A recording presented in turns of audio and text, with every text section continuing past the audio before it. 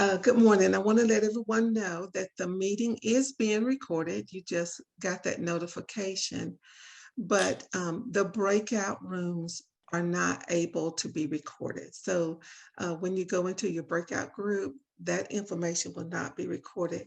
Your facilitators will give you information about how to capture what's going on in the class, but the breakout rooms will not be recorded.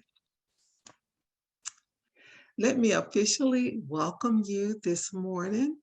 We have weathers from across the conference, and we have weathers from our facilitators, but we come together here in the spirit of learning with leadership and job opportunities. So I welcome you this morning to the event. This is our first ever conference-wide training involving local units, district officers, and conference officers. So I welcome you this morning. We have an agenda to follow, and we will do that. If you have comments, please put those in the chat as you were instructed earlier to do so. Tim Jones is our tech person, and he will come back and guide us along the way. Okay, so good morning. Tim, you can begin us with our first slide. And Pat, we welcome you to the platform. Good morning. I am Pat Bellingrath, the Spiritual Growth Coordinator for Holston Conference, and I would love it if you would join me in saying the United Methodist Women Purpose together this morning. United Methodist women shall be a community of women whose purpose is to know God and to experience freedom as whole persons through Jesus Christ, to develop a creative, supportive fellowship, and to expand concepts of mission through participation in the global ministries of the church. And I would like to share just a little bit from the prayer guide. You know, this year we have changed from the prayer calendar to the prayer guide. And I don't know how many of you have ordered it, but I would encourage you to. It's $10 from our resource center, and it is so well organized and I think so excellent. And the theme of it is experiencing God, finding joy. And I think that's a theme that runs through all our mission work. So it's so well done. And I wanted to share just what the scripture has been for the month of January. It's from Isaiah 60, verse 1. Arise, shine, your light has come, the Lord's glory has shone upon you. And then for Saturday, let's see, I've got the wrong one here. Saturday, already into February. Okay, for Saturday, the 29th, our mission focus that we want to pray for today is the Bethlehem Community Center in Winston-Salem, North Carolina. And it provides low-income childcare to the community. And from what I've seen on Facebook and on their website, does a very good job. So let us begin our morning in prayer. Let us pray. Lord of all, we gather together today to prepare to become more knowledgeable, more passionate, and more capable leaders. We ask for your guidance as we grow and lean into our roles as officers. We are grateful and blessed to be called to do this work, Lord, your work. Make us bold and brave and focused, and let us love with our whole hearts, our entire being, as we work together to improve the lives of women, children, and youth. Open our eyes to new ways of doing, new ways of creating, and new ways of sharing. As we go about your work, let us find joy in everything we do, joy that comes from knowing and loving you, Lord. May our work be fulfilling. May we understand the concept of radical hospitality. May our conversations be grace-filled. and may our lives be living examples of God's love and grace and peace. Keep us focused on our work and keep our eyes on you, Lord. In your name we pray. Amen. United Methodist women show up to get things done, and we have for more than 150 years. Putting love in action isn't new for us. Our organization has always bravely answered God's call. We've always been spiritual Christian women taking on the hard work of the world. Together, we can do more. Today, our work starts with us. Our current brand doesn't embody the open spirit we want to project. We're told non-members don't find how we gather inviting. We can do better at making our events and meetings more engaging. We want to welcome new women, and working together, we will. The average age of our members is above 60. Now's the time to be more inclusive, to invite younger women to join in our important work. Together, we can do more. That's why we're developing new ways to join and more programming to nurture our souls. Soon, we'll be introducing an updated brand to attract more women of faith. We'll be launching a new website with fresh tools and content for our members. Our needs are changing. The communities we serve are changing, and God continues to call us to respond. So we're evolving to engage more effectively, to be more welcoming, to do what we do passionately, fearlessly, to act boldly. But our core work remains unchanged. We are women of passion and power, united by God's love in our mission to uplift women, children, and youth. United Methodist women have stood side by side through challenges and joys since 1869. Our strengths and steadfast Christian faith are needed now more than ever. It's time to push ahead and not back down. We're at the start of something powerful and uplifting, and you are essential to everything we do. Thank you for giving your energy and talents, for putting your love in action every day. Your work is important because together we can do more.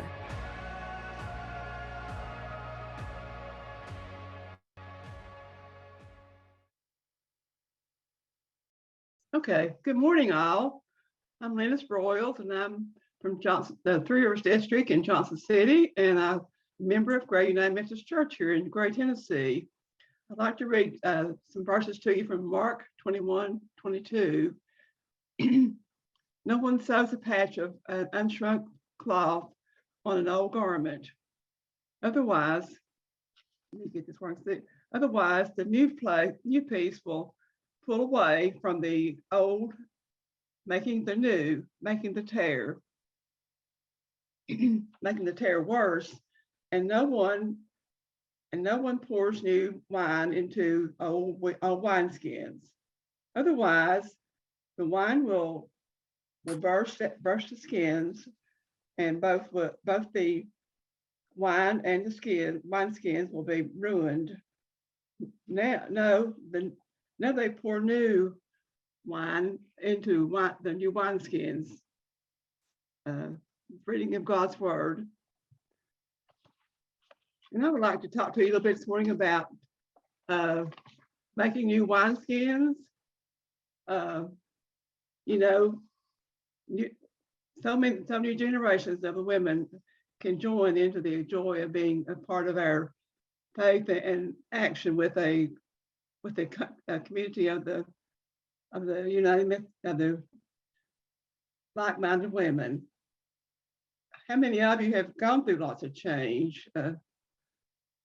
I've been in UMW since 1960, and I've gone through the West End Service Guild, the United Methodist Women, UMW, and now into the WSCS and then United Methodist Women. So I think sometimes we get a little bit stale on what we're doing, and I think change is good.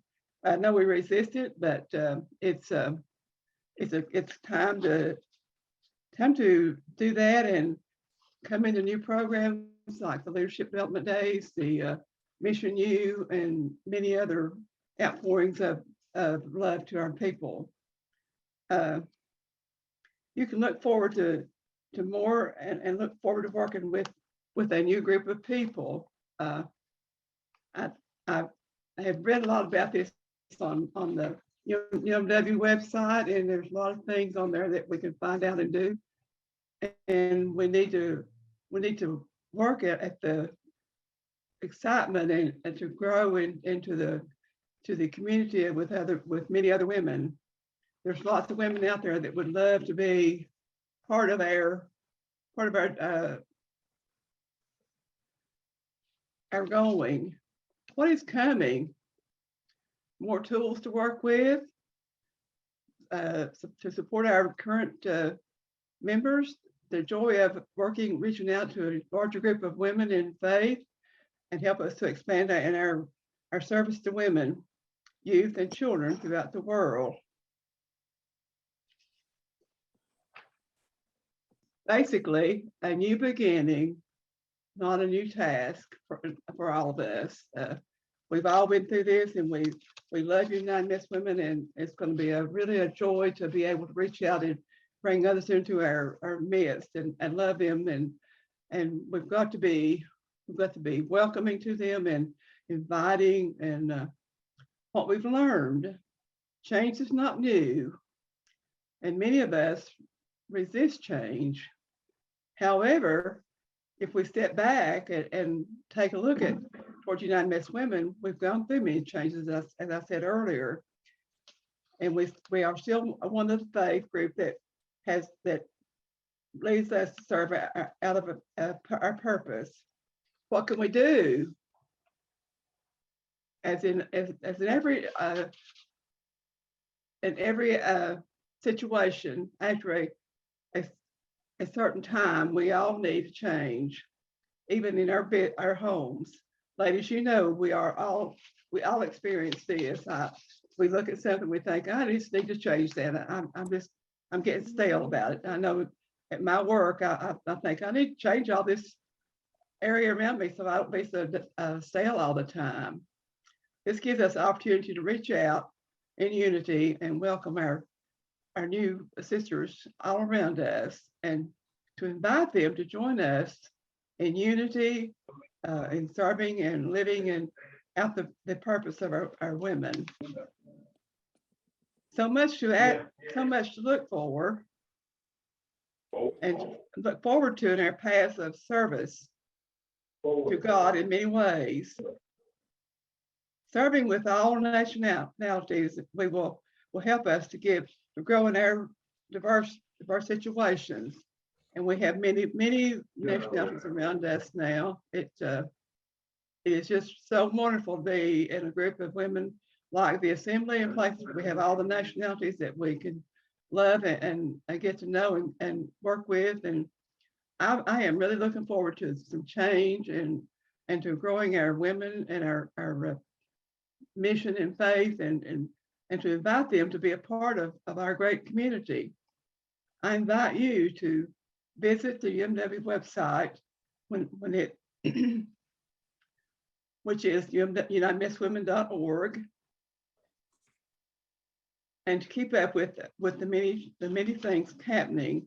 Change is coming, ladies, and this will give you all an insight as to the great things that are happening for the women and faith, and to love our children and be able to grow our mission for children. I thank you, and I pray that you will be adaptable to this and help us to grow our United Methodist Women, which will be probably a new name, but that's okay. We're there to serve, and we'll always continue to be there. Thank you very much. Thank you, Lennis. Okay, now we will now have greetings from the Bishop's office. Presenting to us will be Reverend Kim Goddard, who is the District Superintendent for the New Rivers District. So good morning to all of you. I do want to bring greetings from Bishop Deborah Wallace Paget. She was going to be here today and was looking forward to that opportunity to spend some time with United Methodist Women, but she had a death in her family this week. An aunt of hers who I think she had lived and grew up close to this aunt, and she died. And so Bishop Wallace Paget is back in Kentucky for those funeral services. Otherwise, she would have been here.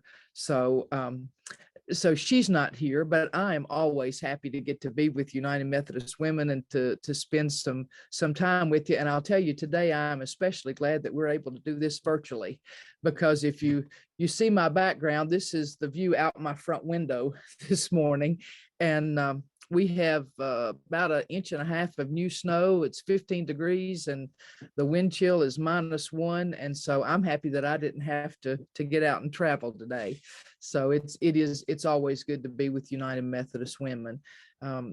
You're here today because you've assumed a leadership position with United Methodist Women. And in thinking about what you're doing here today, it just made me think, so what might we learn from Jesus about leadership and about how he led? And, I think, first of all, Jesus led by example. The disciples had an opportunity to walk with him for maybe the better part of 3 years. And they learned to listen to him. And I think more than that, they learned to watch him. Early on in his ministry, or earlier in his ministry, he had a person come up to him and ask him what the greatest commandment of all was. And Jesus gave to us what we call the Great Commandment. And he said, it's not really that hard.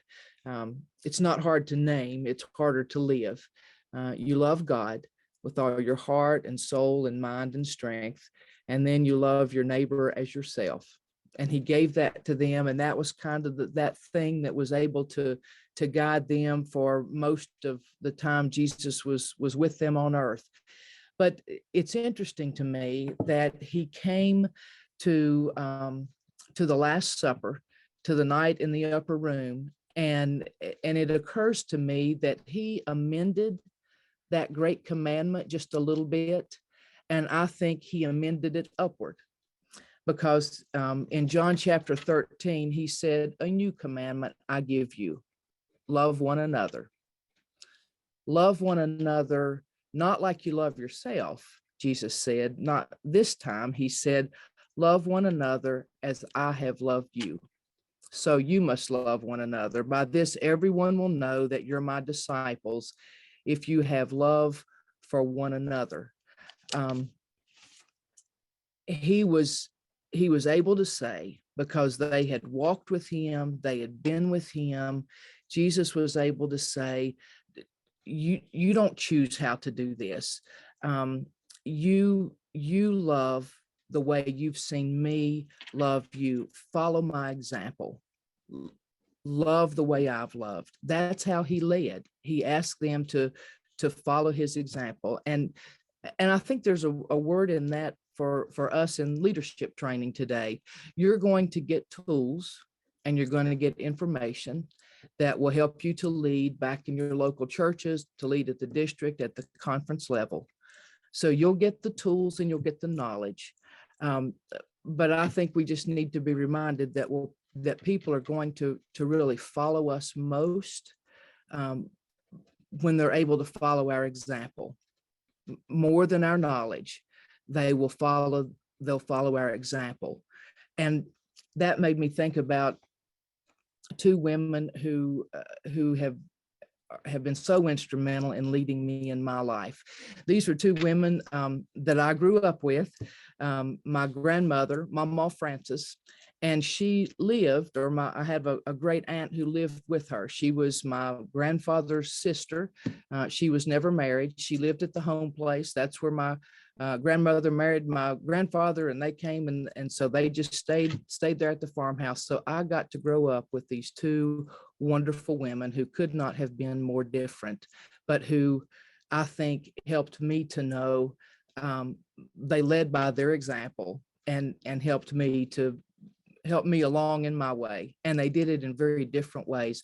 Mama Frances was she was the United Methodist woman, just like you all. She was the leader. She was the Sunday school teacher for the adult class in her local church. She was the president at that time of the Women's Missionary Society. She was the vocal one. She was the scholar. She was the one who wanted to be sure that I did in school all the things that I needed to do, and that my education was so important. And she emphasized that. I remember on the day of the lunar landing, when I was a kid and had many other things to do, she set me down in front of that old black and white TV, and she said, "You're going to watch this. This is historic. This is something that you need to know. You are going to sit and watch this." And so I did.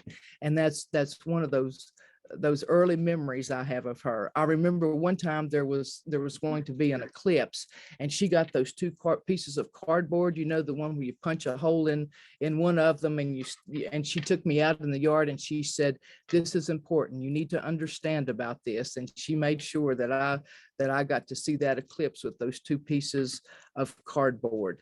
The first time I must have been 11 or 12. And at our church, we had what we call prayer meeting on Sunday night, and they chose a different leader each time. And for whatever reason, as a kid, I just loved to go and be a part of that. And so one time, one of the older gentlemen put me in to be the leader for the next Sunday. And I can remember Mama Frances standing me on the front porch steps of her house. And she helped me to learn to read Psalm 1. And we read that, and we read it, and we read it until I got it exactly right, so that I could go to church and read that and be the leader for that prayer meeting. That's just who she was. She was one who loved knowledge, who wanted to be out and to be out front. She was that typical United Methodist woman leader. And she led by example, and I am forever grateful. Stella, my great aunt, was very, very different. She was the quiet one. She was the one who was always in church.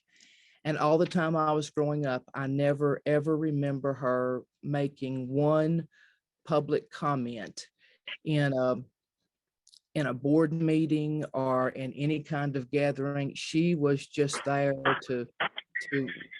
to be that faithful presence. She read two things that I ever saw her read. She read the newspaper, and she read her Bible. And she would start in Genesis 1, and she would read all the way through to the end of Revelation. And then she would start over, and she would read from Genesis to Revelation. And for years and years, she did that several times every year, reading through. You know, we're in the reading program now, so we can get through once in a year. Stella would have laughed at us about that. When she died, her Bible was so worn from where she held it that the covers were completely, where her hands were, the covers were completely gone, and the pages were worn in several pages, you know, into the introduction and the concordance on either end. It was just completely gone because she spent so much time just reading. She was that person when my grandmother would have said to me that when she would have corrected me, because she did, and she needed to every now and then, Stella was always that lap that I could run to and jump on.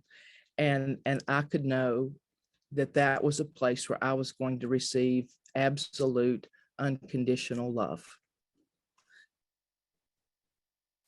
I'm a better person today because I had people like Mama Frances and Stella in my life. They led in very different ways. They led me by showing me that there are times when I just need to lead in the way that they both did. Sometimes to lead by stepping out, sometimes to lead just by my presence. Jesus said, love one another the way I've shown you, the way I've loved you. Lead by my example. And so you're here for your leadership training today. I'm so glad that you'll get those extra tools that will help you.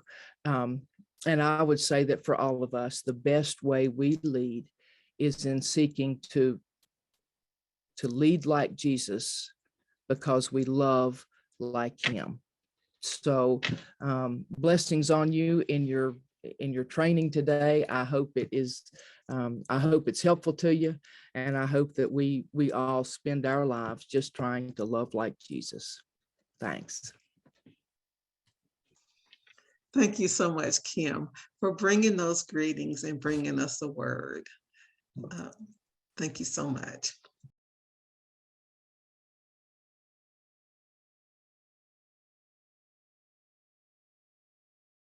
Welcome back to the general room. I'm sure you've learned a lot.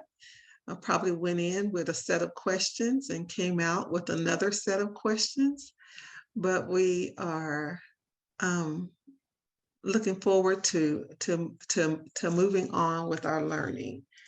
At this point, we want to have sort of a synopsis of what went on in each room. So we want our our guest facilitators to give us just 2 or 3 minutes, a simple, quick highlight of what went on. And if we could go with communications first. Good morning, everyone. Glad to be with you. My name is Katie Strangis. I'm the communications director at Church Street United Methodist Church in Knoxville, Tennessee. I could talk all day about communications, I'll be honest, but and I ran out of time. I literally went down to the last second. We were having a good conversation. A big part of communications is knowing your role and understanding what your role is, so that you're not doing everyone else's work, but you're really honing in on what you need to be doing. And Donna sent me the link to the communications coordinator description. So we actually started with that today and looking at the keywords about promoting and publicizing events and programs, and being the editor of a newsletter and getting on the internet, that big scary place, and social media where it seems like you could spend days and days and days in about 5 minutes, because there's just so much to conquer there. So we talked about knowing the role and also really understanding your audience. And so in the presentation that I shared, there's a little bit more detail about understanding an internal versus your external audience. Who knows your shorthand, who needs to learn the lingo, and who needs to have a little bit more description about your events and programs as you're inviting them in. We talked a little bit about planning and getting organized in terms of putting together a calendar for your events and programs. That's really important with communication, is planning ahead and knowing when you need to start publicizing things, so that people don't feel like they're getting information last minute, and they really know the details of what you are trying to get them to do. And then the last thing we talked about was social media, and we didn't get to spend as much time on it as I think we probably could have. And social media, like I said, is really just it's ever changing. And as a communications director, I am in it every single day, and I still get overwhelmed by the changes that Facebook seems to make every single minute. So don't be scared to get on social media if that's where your people are. But don't not get on social media just because it's a big place and there's a lot to do. The best thing you can do is get on and try it and see what happens, and see if that's where some of your people are. Donna, I could talk for hours. I'll stop there. I did want to share a quick resources screen for those who do some work in communications or who may be interested. I hope you can see this. These are just some free or low cost resources if you're not already familiar. We talked a little bit about how great Canva is. If you haven't heard of Canva, they do have a free pro account if you are a 501c3 or nonprofit. This is a great place to create images and graphics and animated graphics and things like that. So I encourage you, if you are interested in the communication space or creating any kind of graphic or flyer, this is a great place to start. These are some other resources. This is at the end of our presentation, so I think Donna will have this up on the Holston UMW site soon enough, and you can contact me anytime. I would love to chat with you. Thanks. Thank you, Katie. Thank you so much. We appreciate you. Okay, and all of the presentations will be on our website, and I'll give you information about that. Now, can we hear from our president, vice president's presentation?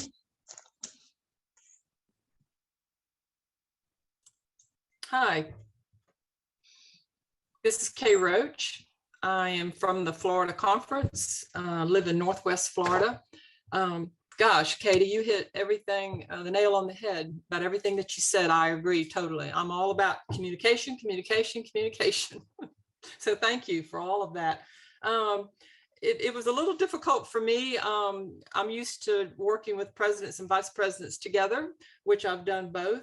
But including local units, I felt like maybe we didn't cover enough to help them. I'm not sure how many local unit presidents and vice presidents we had.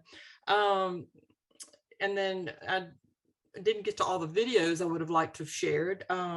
We did, I was just curious and interesting to know what issues or what the other districts are doing, what works for you, what doesn't. COVID has definitely interrupted my life and my local unit and my church. I'm also my church secretary. But we just talked about many things, and I hope it was helpful. I talked too a lot about the website, the national website. It can be intimidating. There's so much information there. It do take time to go there. I know that a lot of changes, being on the SEJ level now. I hope you're coming to, we talked about assembly in Orlando in May. I hope that you are interested in attending, whether you're in person or virtual. I will be there in person. Really looking forward to that. And as we know, there'll be National will be bringing out more information about what's coming down the pike for us. And also SEJ team, leadership team will be announcing what we will be doing, where we will be having our SEJ assembly in 2024. I've commented many times that I always thought it was difficult to work out a year in advance at my conference level, but to work out 4 years in advance is really difficult. And gosh, I hope, praise the Lord, that by 2024, we won't have to worry with COVID and that everyone can come in person. So all those announcements will be made in May. And your conference was offered a scholarship. Every conference in the SCJ is offered a $500 scholarship. So I hope that all the conferences took advantage of that. I'm not sure that they did. I know yours did, and that's great. I don't know, I'm like Katie, you could just talk about lots of things. So I praise you if you're working in any role in UMW and trying to get others involved. I'm from an older congregation, and so it's hard to, a lot of my members have passed away in the last couple of years, so we're not as mighty as we were.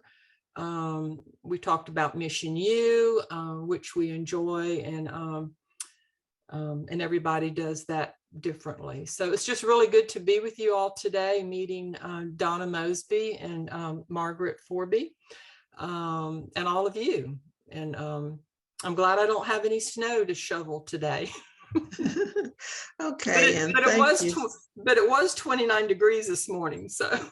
No. Well, cold thank for us. you. Thank you. And we appreciate you so much. So thank you so much. Mhm. Now, can we hear from, let's go with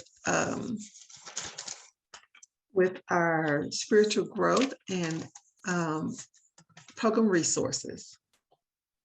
Hi, I'm Shari Gillis. I am from the Florida Conference also. I live in the Tampa area.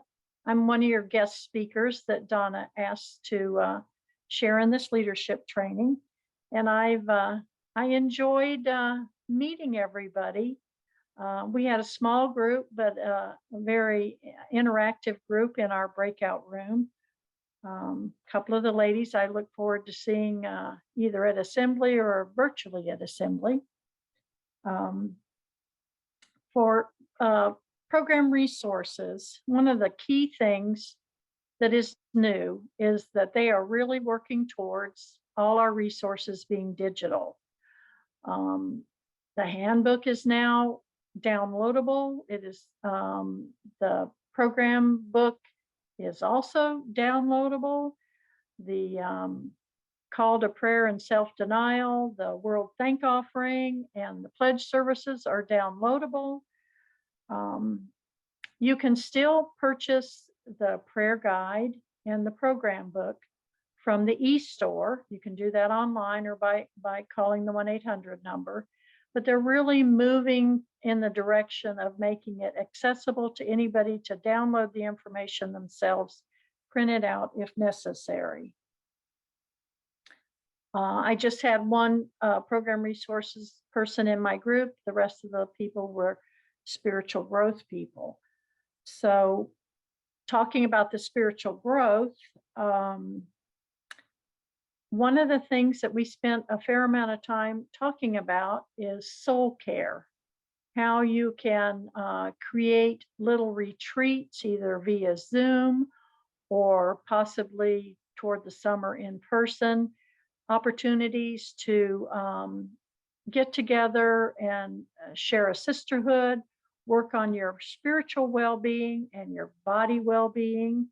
They each kind of talk back and forth to each other. They brainstormed with some new ideas.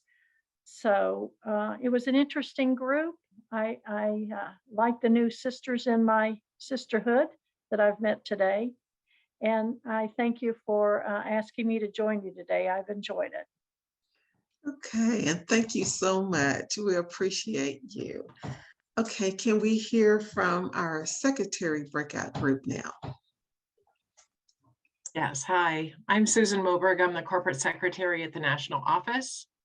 I was privileged to be able to be with the secretaries today, and we talked about the responsibilities of the role and how communication is very important, collecting the leadership team rosters for all of the local units. I'm going to put a plug in right now. Please share your rosters with your district. They need to know, and districts, please share your rosters with the conference because they need to know. And the more that we receive at a national level, the more that we will be able to support you with resources. So the better we know who you are, the better the communication will be. We talked about how to do minutes, how to set up the meetings for your best success, how to take minutes and notes in a virtual setting, because so many of you are meeting virtually now, and then how to write the minutes and file and archive those. Archiving was a big question, and what needs to be kept and what doesn't need to be kept. So there are a number of resources that if you needed to be in multiple places today that will be shared on the website. So I thank you for inviting me today, and I was very glad to be here. Thank you, Susan. We appreciate you so much as well. Can we hear now from our historian archivist breakout group? Okay, well, just real quickly, we had a good group and a lot of fun. We basically went through what and I'll let Carolyn jump in on this as well, but basically went through what we wanted to encourage people to save things, to keep copies of stuff, to not throw away any of the books, to find pertinent records and all those other things. And then the other part of it was that we really want to encourage folks, and this is just, I think, super important, to go ahead and interview some of the members, get some of the histories. We're not only district histories and church histories, but here's some of those mission stories that are out there in every unit. So we want to encourage folks to just tell their story at any level, and including getting groups of folks together. And these days, it's not too hard. All you need is a grandchild with a camera, and you've got an interview going. And we would love to get some current histories from or stories of mission from some of our current members. I also stress with the group how, and this is from working on United Methodist Women's history for a long time at an academic level, that these stories that the things we cherish now and write about were things that people put down on paper 50 years ago, 100 years ago, and we need to keep that going as well as an encouragement for the new UMW members and for the next generations coming up in the church to hear about the trials and tribulations and joys and victories that we've had along the way. Carolyn, do you want to add anything? I think you've pretty well covered it. We have detailed information that we will be sharing on the website, but I think, Mike, you've covered it pretty well. Okay, great. Thank you. Now, if we can hear from education and interpretation and social action. I think we could have gone on for another hour. It was a good group.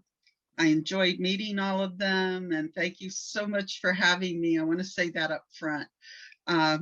It's been delightful today. Thank you.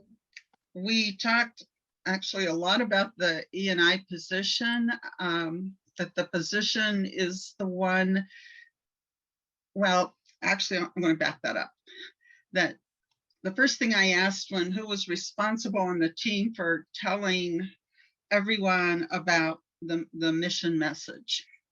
And the answer to that I was taught when I went to LDD was everyone. But the E&I person, education and interpretation, is responsible for honing that message within the team that they work on. That they kind of set the tone within their group. And it's the position that really explains to their mission team and their organization, whether it be local, district, or conference, where the money goes and why the money's needed. And so it's a very responsible position, and it's one that needs, as I close part of the presentation with, is it needs to be conversant in everything UMW. They need, I said my thing was read, but also attend to 10 to 10. Do everything you can to do that. We talked a lot about how when groups are short-handed, it's the coordinators that are kind of the last offices filled, and in many ways that can be a mistake. We need the folks who do social action, and the folks who tell us about social action and coordinate the social action, and tell us why we're doing the social action in order to get people involved and interested. I talked about how leading by example is important, that you can't expect folks to follow you if you're not willing to do the job the right way.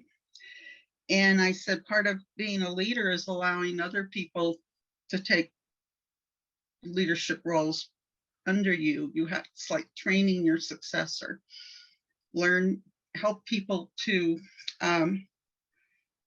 learn how to be leaders by delegating things to others on your team and in your group. Under social action, Brittany did a great job of explaining the role of social action. She talked about climate justice and her racial justice issues. I think she did a good job. I wish she'd had more time to do it in. We could have all learned a lot from what she had to present. We did have some good question and answer discussion about how we can encourage and talk about membership in UMW. And I really enjoyed it. And this has been fun. I'm actually skipping my own team meeting this morning to be with you. So I'm glad I did. It was really worth it. I think I'm getting excited about doing this work again, or more excited about doing this work again. So it's been a good morning. Thank you. Well, thank you. And thank you so much for being with us. I'm excited. That's good to hear. And then we have membership, nurture, and outreach. Hi, I'm Stell Wallace from the Pacific Northwest Conference, and I, at the invitation of Donna, came and spoke about membership, nurture, and outreach. And we started by reviewing the same video clip that we started this whole meeting with, because we picked out the key words of what that was telling us about showing up, love and action, spiritual leadership. We have mostly people over 60. We need to actively invite younger people. We're there to do the core work. We're historically sound. And we need this. I explained, and I truly feel this, your most important positions, unfortunately, your mission coordinators, those are the last ones to get filled, but we need, you have to have your committee on nominations in order to fill those roles, but you have to have your membership, nurture, and outreach, because without them to nurture the ones that are there or for some reason have dropped off, or for getting new people, if you don't have them, then you don't have an organization. And fortunately, I had a great group of women, but we needed probably 5 times that many, because when you only have 2 out of 9 districts represented, that kind of gives you a better indication of how this position is seen. So with that, we spent the rest of the time talking about what's on the national website under membership, nurture, and outreach. And we went through those points and we added information. I added information. People brought up good points. The one thing that they were really, we were considering and talking about was, do we have a national database? And I think Susan mentioned a little bit about that. Do we know these people that are in our units and districts? And I think that's really important. And not only that, we have to coordinate with all the other positions on your executive team, because together we're a well-oiled machine. But if you drop something like social action, or like E&I, or like MN&O, there's a gap that needs to be filled. And we all of us need to work on getting new members. It's just not these committee members, it's all of us. We are the arms and the feet, or the hands and the feet of the mission, the MNO coordinators for looking for new members. So anyway, thank you for inviting me, and I think we had a really good discussion. Okay, thank you. Wow. And then there was one other group that was planned, and that was the local treasurers. And our conference outgoing treasurer was the one who was going to do that. And she had a fall and was not able to do it. So we will be rescheduling the local unit treasurer training, and that will be done by the outgoing treasurer and the incoming treasurer, and they will set that date. They have a date identified for the district treasurers. That's February the 5th as it stands now. But they will be evaluating that based on Karen's health. Mona, do you have more to speak to that? Mona is the incoming treasurer.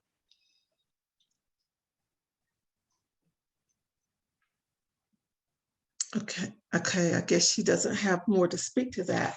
Okay, so I want encourage you to put anything in the chat now of any questions that you might have of what has been presented to you.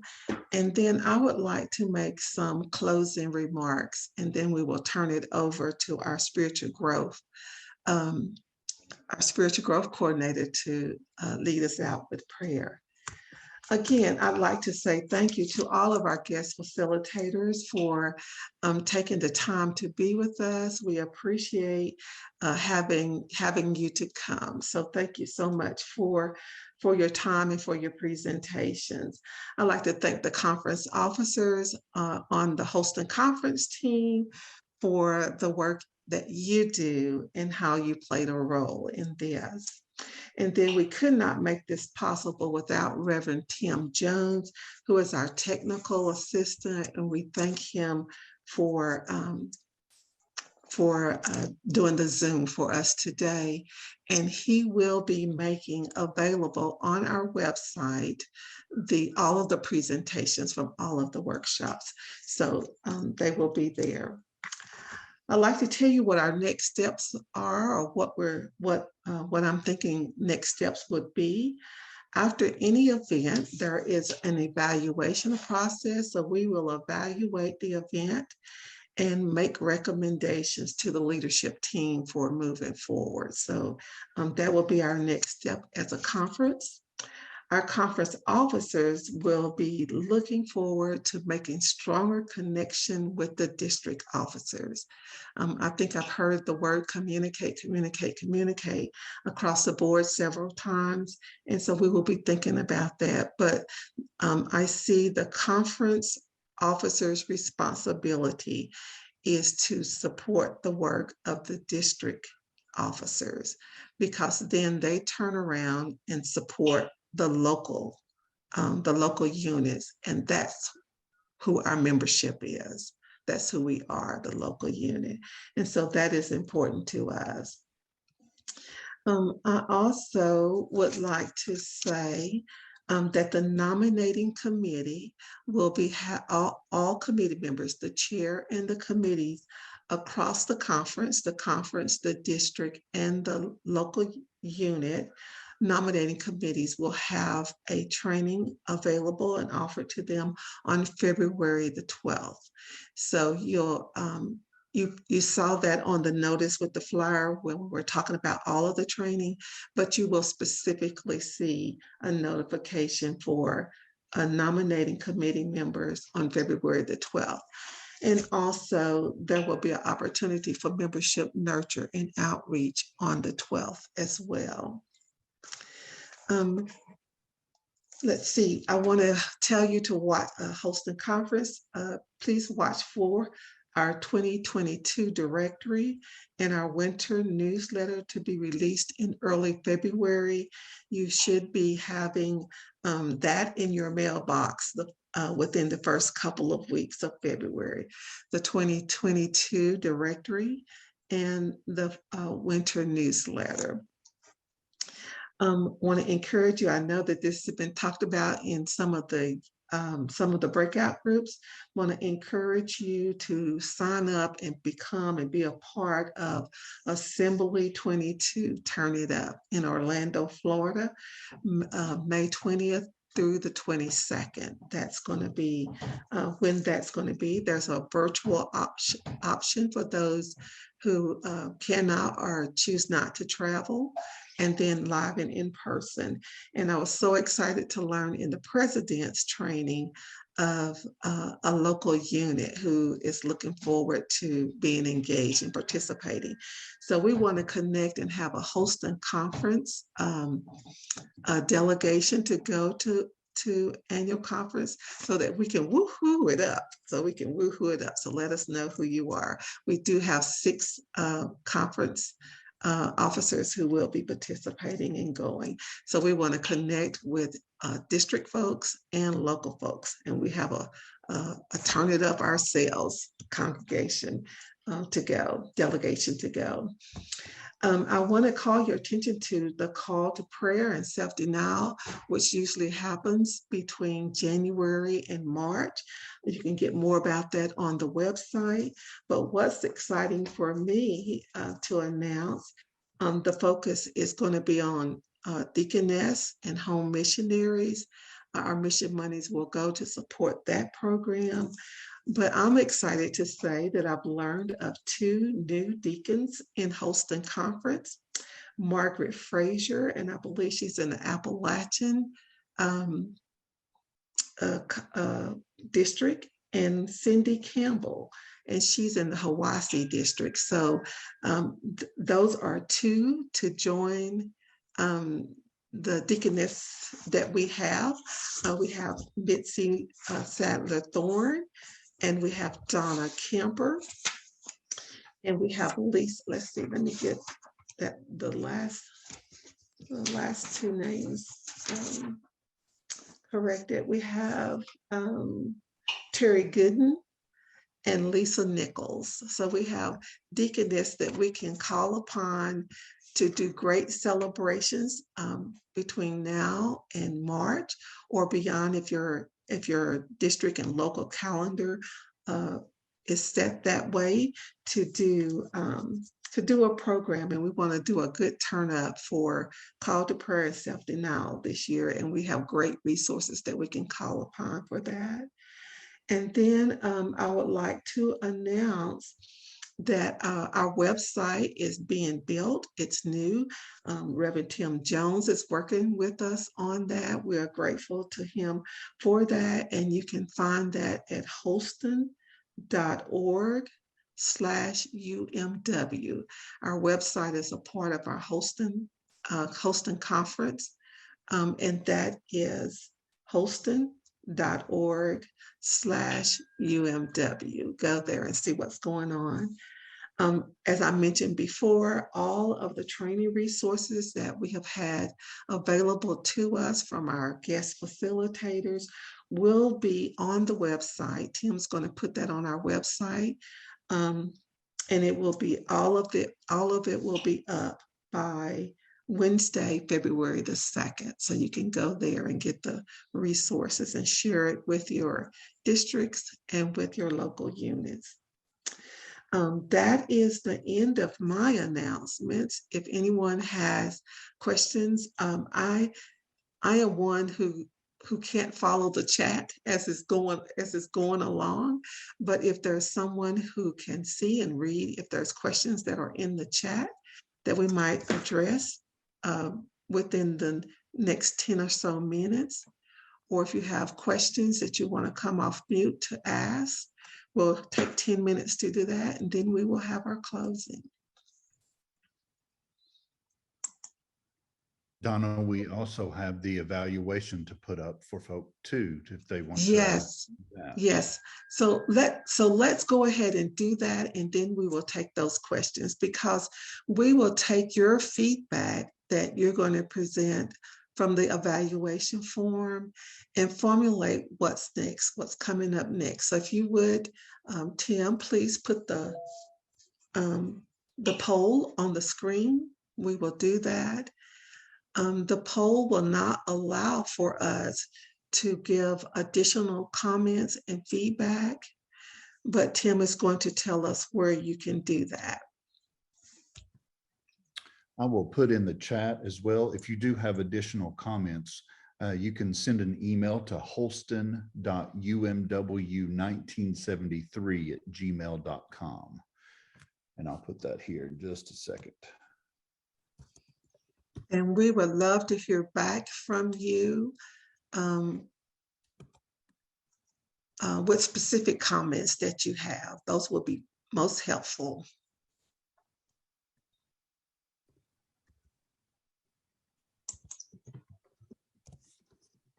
Okay, Donna, I asked about this in the chat, but Tim may not have seen it yet.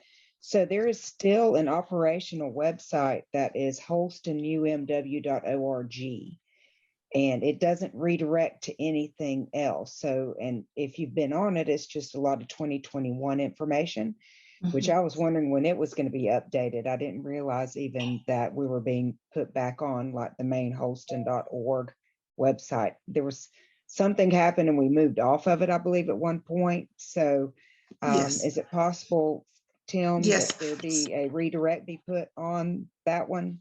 Yes, so Tim can do a redirect, and also Lori Sluter, our previous webmaster, is contacting, I believe she has already contacted the person who put that up to have it taken down, to have it removed. But if we could get a redirect on there, thank you. Yes, I meant to mention that there are two, but please to go to the one, holston.org and /UMW. That's where all of that will be. And we will get that redirect on there. Thank you. Thank you for that question and comment.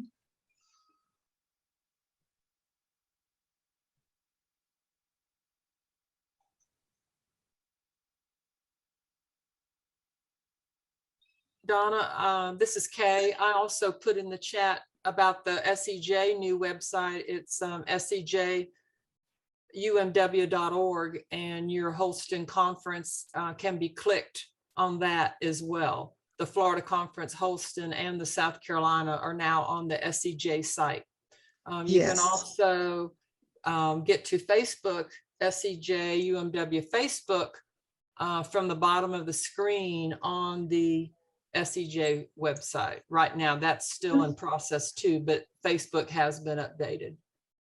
Okay, yes, and thank you so much for mentioning that. Of course, it was brought up in our unit, and it's good to, I mean, our breakout good, so it's good to have that announced here.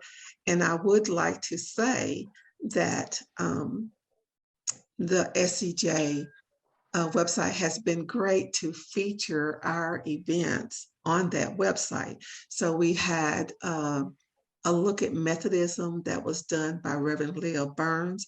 It was featured and highlighted on the website. And we just last week had a Do No Harm, understanding and challenging the school to prison pipeline. That was on that website. So you can go to that website, and then our website is linked there, so you can see what's going on across the jurisdiction, but you can also see what's going on in Holston from there. Yes, thank you for bringing that up. For those who participated in the event last week, the social action event, we are excited. There seems to be action that's going to be taken within the next couple of weeks. That was an outpour of Do No Harm. So you'll be hearing more about that, being led by J.B. Singer and Pat Bellengraf, and we'll be engaging others. So the Holston Conference is hopping with lots and lots of activities, and we're so excited and grateful for people stepping up to the plate and making our mission be alive. So thank you for that. Okay, is there any more other questions that we can answer to the group? I hope you have felt that Donna, today. Yes. I'm sorry, you have a question about Committee on Nominations, and I see by a flyer that you're offering training, Committee on Nominations training, February 12th. Yes. Yes, so, that is correct. Barbara Graham, that's who had posed the question, that she didn't see anything for nominations, but she could participate in that February 12th event. Yes, that is correct.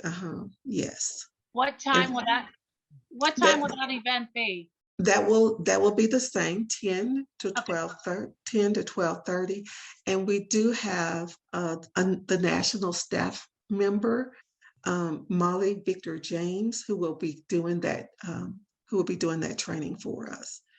And so we again have access to national staff to do that training, and you will want to be there. And I agree that all positions are vital, but we must have nominations, and we must have membership, nurture, and outreach, or we fail to exist. That's just the gospel according to Donna. So as the president. Okay, did anyone else see for me anything else in the chat that we might need to address? Okay, I thank you for investing your Saturday morning in learning to do your job,